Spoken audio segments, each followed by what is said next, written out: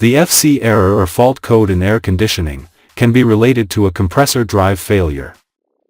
Some recommendations for solving this fault code are: 1. Disconnect the equipment from the power supply for several minutes. 2. Reconnect the equipment and see if the error disappears. 3. If the error persists, check with a multimeter if the power supply voltage is normal. 4. Compressor drive problems can be related to electrical connection failures or loose contacts. You should check the condition of all cables. 5. There could be electrical problems within the compressor. To diagnose the issue, disconnect the compressor and, with a multimeter set to the ohms scale, measure the electrical resistance between the pairs of pins on the compressor connector. All the obtained values should be equal and should never show infinity. 6. Measure the electrical resistance between each pin and the compressor casing using the megohm scale. It should never show an electrical resistance value. It should always show infinity, which rules out grounding current leakage problems. 7. Now let's focus on the electronic controller of the outdoor unit. Check if its indicator LEDs light up or blink. 8. If the LEDs light up or blink, it may indicate that the board is generating DC voltage, and it is recommended to focus on the IPM circuit, which is responsible for distributing this generated voltage. If no LEDs light up, it is recommended to focus the inspection on the PFC circuit, the voltage generator. 9. When the LEDs do not light up, to check the PFC circuit, ensure that the DC voltage appears within the board, especially the voltage at the output of the PFC rectifier bridge. When the equipment is powered with 110 volts AC, the voltage after the rectifier bridge should be around 150 volts DC, and when the equipment is powered with 220 volts AC, it should be around 300 volts DC. 10. If the DC voltage after the rectifier bridge is correct, now, without energizing the board, check for electrical continuity between the input and output of the PFC circuit coil or reactor.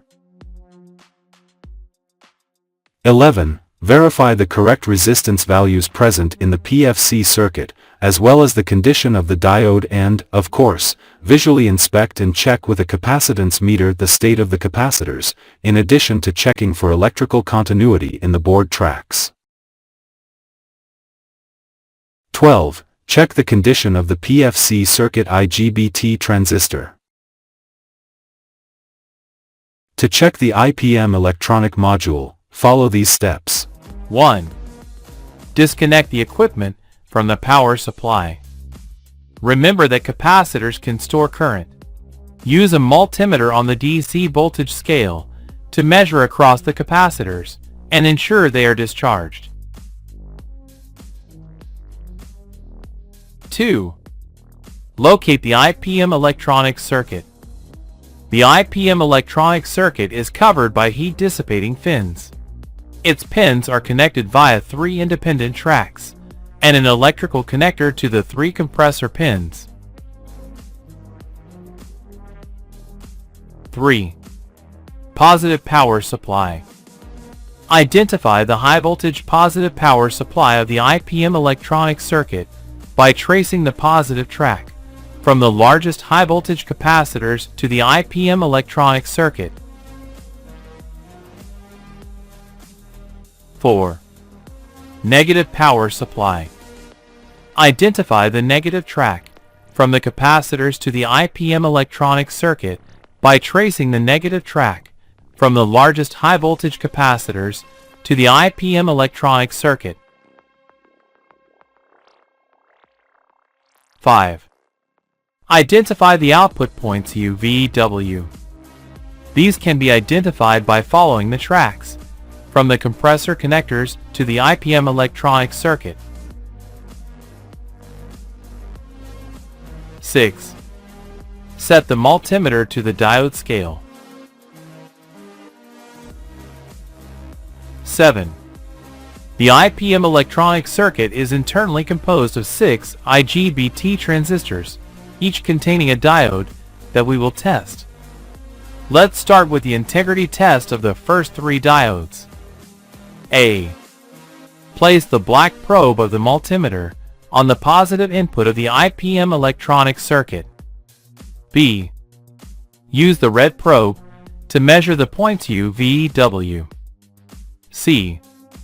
The minimum voltage activation values should be around 0.45 volts for each measurement. D. The measurement obtained between the negative supply and each pin U, V, W should yield practically the same reading. Let's proceed with the integrity test of the last 3 diodes. A.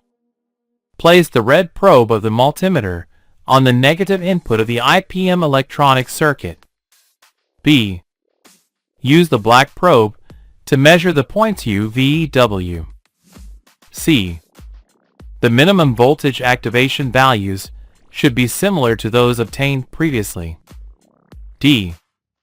The measurement obtained between the negative supply and each pin U, V, W should yield practically the same reading.